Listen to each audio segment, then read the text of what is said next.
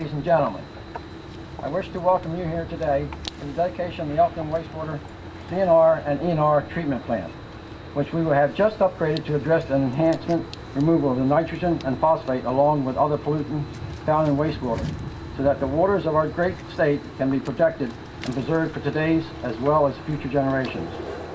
We join the list of other responsibility governments who have taken some great measure in protecting the Chesapeake Bay and its tributaries from wastewater pollution.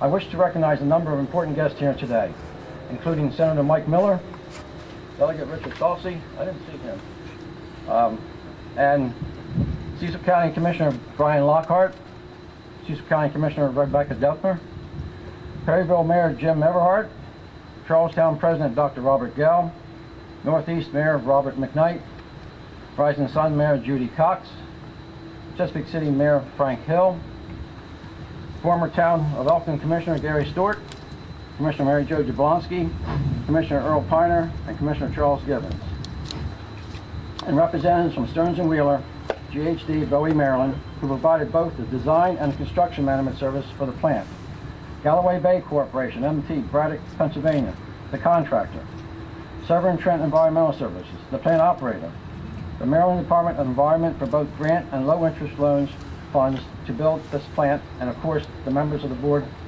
for their support during the development of the vital wastewater treatment plant.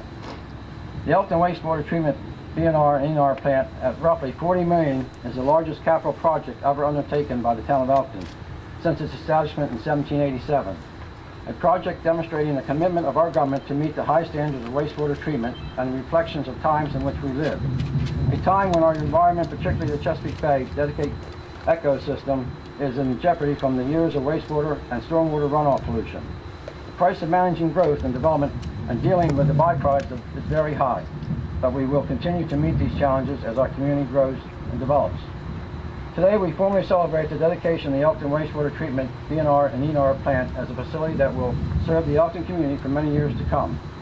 The plant's design not only allows for additional wastewater treatment and future expansion, but also addresses odors that had plagued the old plant for years. The elimination of the offensive odors was an important and fundamental necessary in the early designs and considerations of this plant. Now, first, I'd like to ask our distinguished guest, Senator Miller, President of Maryland State Senate, to say a few words. Senator Miller.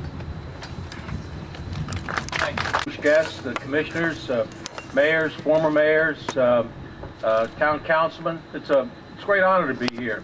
And somebody might wonder, why is the President of Maryland Senate coming all the way to Cecil County, drive 3 hours to come up here to dedicate a sewage treatment plant?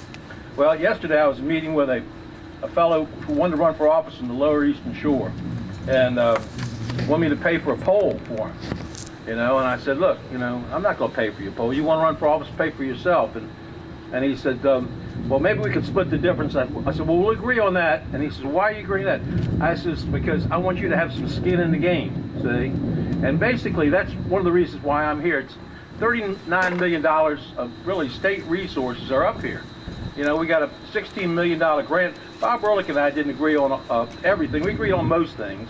But when he agreed on this flush tax, I said, Bob, it's the right thing to do. Come up and preserve the Chesapeake Bay. It wasn't popular at the time, but it was a bold step. And we got it passed, and now we're protecting our resources all over the state because of this monies that we have available to get the nitrogen and phosphorus out of these plants. This morning I was walking the Chesapeake Bay with my grandchild. I'm the youngest of 12 grandchildren, and my home's on the Chesapeake Bay in southern Maryland. I come from a very environmentally sensitive area. On the east side, on the west side, I got the Chesapeake Bay, and then on the east side, I got the Potomac River, and in the middle, I got the Patuxent River. And the environment is very, very important to all of my constituents, just like it's very important to you. But as I ride through my district, I've got two areas that smell terrible. I go through the town of Dunkirk, where the people won't let another sewage treatment plant, or let a sewage treatment plant get built, because of they're afraid it's going to bring development, unwanted development. And so as a consequence, urban metropolis smells terrible because of the holding tanks. And then I turn left to come through my hometown, Chesapeake Beach, and it also smells terrible because we have a failing wastewater treatment plant. And they're afraid to come up with the resources to replace it, like the bold vision that took place here. And so it's important that I come up here. And I just want to thank everyone for for their service, especially the local people. They're the ones that make the tough decisions. You know, I remember the first time I was, you know, they get bombarded with all the tough stuff, and but fortunately, if you're there, the local people support you. I remember I was a new president of the Senate in the late 1980s, and I had to deal with tough people. Walter Baker was now my new chairman of the Judicial Proceedings Committee. Fred Marcus from the Middle Shore was, he was the president pro tem. I named Joe Long from Salisbury, Lower East Shore, he was there. And I was presiding over the Senate, and I got this call, emergency, emergency. I come from a huge family. My side's retail, the other side's farmers. And one of my farmer sides says, got to talk to him, got to talk to him. He said, he's presiding over the Senate. Can't put him through. It's important, it's important. So I said, all right, we'll put him through. And he says, Senator, I said, yeah, Henry, what's he got? He says, there's a dead cow on Piscataway Road. This is a true story. Dead cow on Piscataway Road. Well, you know what, as all of you elected officials, you know what populist people are. They're a pain in the ass. I mean, especially elected officials. And I had this one populist commissioner. She didn't have, if it'd been today, she'd have had a teapot in her hand, but then she'd had a coffee pot in her hand, you know what I mean? And I said, well, why didn't you call Commissioner Mills? He says, I didn't want to start that high up. You see what I mean? And so anyway, that's what you got to deal with, people who don't make responsible decisions anywhere, but they're the high up people, you know what I mean? The people who make the tough decisions, you know, they come to first, because you know you make the tough decision. It's about service. And the retail side of my family's been in retail for over 100 years. The store's been in place since 1913. 2013 will be 100 years. And I worked there from the time I was 10 to 24. And everything the Democrats are supposed to be against, we are for in Southern Maryland. I can tell you that. And that store, you know, when I worked there from the time I was 10 to the store, we sold red meat, whiskey, tobacco bed covers, shotgun shells, a little bit of everything. And if a bootlegger came along, we'd sell them sugar in jars. You know what I mean? And so anyway, I worked there for 14 years, and I'm having dinner in the White House. And I'm sitting next to the President of the United States. And every waiter that comes through treats me royally. 3 different waiters. And I'm sitting, Gordon Peterson's on my left, and the first waiter says, Mr. President, and he goes, Mike, how you doing? And then he goes, Mr. Peterson.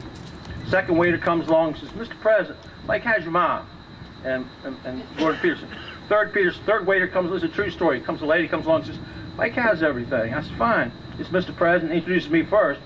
And Gordon Peterson says, my God, he says, you must eat here at the White House every night. He says, every waiter that waits on us knows you by your first name. I said, that's because I waited on them at B.K. Miller Super Liquor Store in Clinton, Maryland. You see? And that's when you learn about public service. You learn the customer's always right. And that's what these bold visionaries here in the town of Elkton done is they ignored all the criticism, they've moved ahead, they've got the money, and because of the health and because of the Chesapeake Bay, they've made the right decisions. I'm just here on behalf of the state of Maryland to say thank you for a job well done. Thank you so much.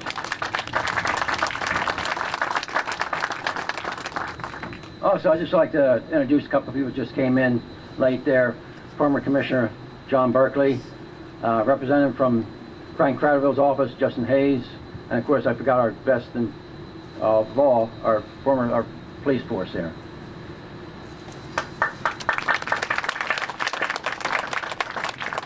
Now I want to ask Thor Young, Stearns & Wheeler, to tell us about the plant's design and construction. Thor?